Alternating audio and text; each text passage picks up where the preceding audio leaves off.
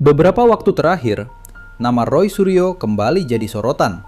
Bukan karena teknologi, bukan karena politik, tapi karena sebuah kasus yang menyeret banyak nama besar. Kasus yang awalnya hanya ramai di media sosial, kini berubah jadi perkara hukum serius tentang tuduhan ijazah palsu Presiden Joko Widodo. Dan baru-baru ini, polisi resmi menetapkan Roy Suryo dan beberapa orang lainnya sebagai tersangka.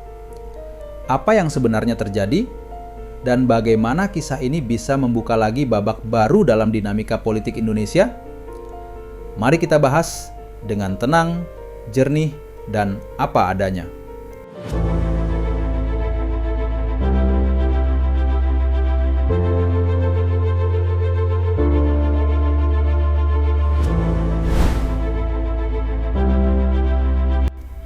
Semua bermula dari sebuah tuduhan yang beredar di media sosial. Beberapa pihak menyebarkan klaim bahwa ijazah Presiden Joko Widodo yang dikeluarkan oleh Universitas Gadjah Mada adalah palsu. Tuduhan itu cepat menyebar, diperbincangkan di berbagai platform, dibahas di forum publik, bahkan dijadikan bahan kampanye politik oleh sebagian orang. Namun Presiden Jokowi tak tinggal diam. Ia melaporkan kasus ini ke Polda Metro Jaya, menuduh penyebar isu tersebut telah melakukan pencemaran nama baik dan penyebaran berita bohong. Polisi bergerak cepat. Berbagai ahli dihadirkan, mulai dari ahli forensik, ahli pidana, hingga pihak Universitas Gadjah Mada. Dan hasilnya jelas, ijazah Jokowi dinyatakan asli. Namun ternyata, kisahnya tak berhenti di situ.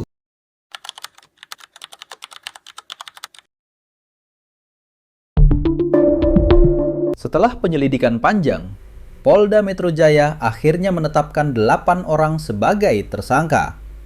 Polda Metro Jaya telah menetapkan 8 orang tersangka dalam perkara pencemaran nama baik, fitnah, dan manipulasi data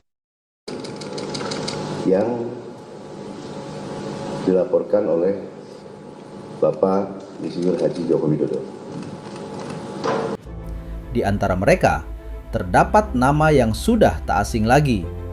Roy Suryo, mantan Menteri Pemuda dan Olahraga, yang dikenal aktif berbicara di ruang publik dan media sosial.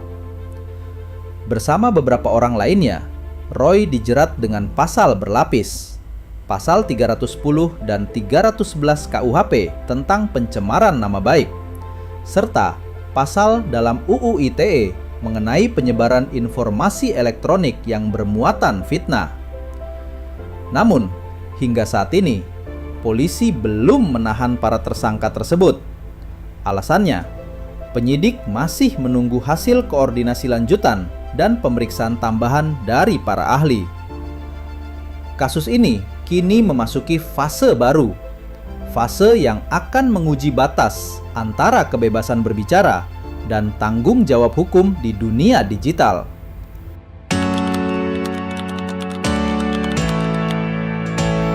Kasus ini bukan sekedar tentang ijazah. Lebih dari itu, ini tentang bagaimana informasi bisa menjadi senjata, tentang seberapa besar kekuatan sebuah tuduhan, dan tentang bagaimana hukum harus berdiri di tengah kebisingan opini. Di era media sosial seperti sekarang, satu unggahan bisa mengubah persepsi jutaan orang. Dan ketika tuduhan itu menyasar seorang presiden, taruhannya bukan hanya reputasi pribadi, tapi juga wibawa negara. Kasus Roy Suryo CS mungkin belum selesai. Namun satu hal pasti, perdebatan tentang ijazah Jokowi kini memasuki babak hukum yang nyata. Apakah akan ada babak baru setelah ini? Kita lihat saja nanti. Yang jelas, semoga kasus ini bisa jadi pengingat bagi kita semua bahwa kebebasan berbicara bukan berarti bebas menuduh. Terima kasih sudah menonton. Sampai jumpa di episode berikutnya. Tetap berpikir jernih, dan teruslah berkarya dengan niat memberi manfaat.